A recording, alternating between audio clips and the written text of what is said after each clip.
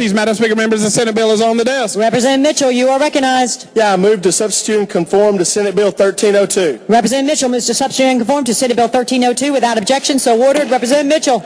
I move passage of Senate Bill 1302 on third and final consideration. Representative Mitchell moves passage of Senate Bill 1302 on third and final consideration. Properly seconded. Representative Mitchell, you are recognized.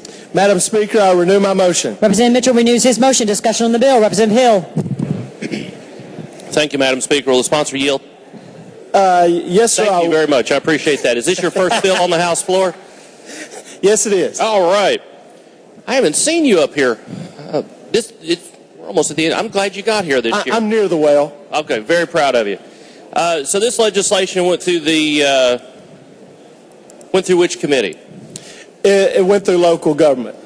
No, it went to health. It went to health. But maybe it needs to go through local government. It might need to do that. I don't know. Now, tell us what this legislation does. It just requires daycare centers to have an emergency preparedness plan for if there's a tornado or a flood or any type of disaster. So there would, if they have to move the children, be able to notify the parents of where the children are. So there would be a reunification plan as well as emergency contact information. Did you tour a lot of daycare centers in researching this legislation? Well, I have a 5 and a 7-year-old, so I've been touring daycare centers for quite some time. All right. What do you think about the snacks that they serve at daycare centers? Well, goldfish are not very filling. Did your 5-year-old like the goldfish that are at the daycare center? Oh, yes. A lot? But pretty much? Well, the nutritional value is not acceptable. I understand. Is this the extent of your legislative package this year? Well, no, you've accidentally let some get through on consent calendar. Oh. You'll have to take that up with Chairman Dunn about that. Now, if we need to reconsider our actions on some of those items, I'm pretty sure we can probably do that too. Yes, sir. I understand. Congratulations on passing your first bill on the regular calendar. All right, congratulations. Thank you. Representative Turner. Thank you. Representative, congratulations on your first bill. I admire your compassion and your straightforwardness. Gary Moore said his nickname for you was Mini Mike. And when I found that out, I called Jimmy Napier to apologize to him. Thank you. Congratulations. Thank you. Representative Dennis. Thank you, Madam Speaker. Just a few questions, if the sponsor will yield. Okay. The bill, as I understand it, requires child care agencies to develop a plan to deal with emergency management. Do they not do that already? No, they do not. So none we're one of only 20 states in the country. This came from a study by the Robert Wood Johnson Foundation.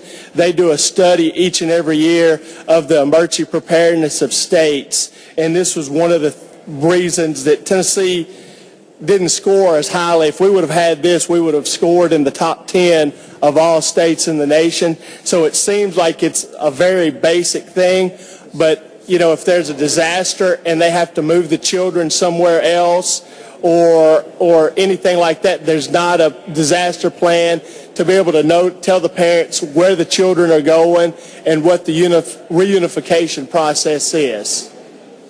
That's news to me. I didn't know that our current child care agencies were not doing fire drills and having plans like that in place. And to maybe give you further security on this bill is I had model legislation. I talked to the Department of Human Services.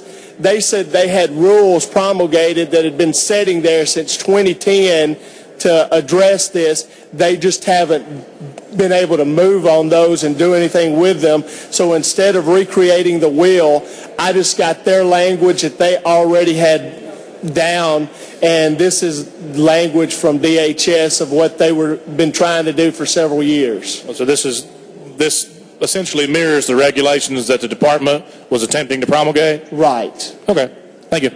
Representative Pitts. Thank you, Madam Speaker. I move previous question. Previous question has been called for. Is there objection? Seeing none. All those in favor of Senate Bill 1302, vote aye when the bell rings. Those opposed, vote no. Has every member voted?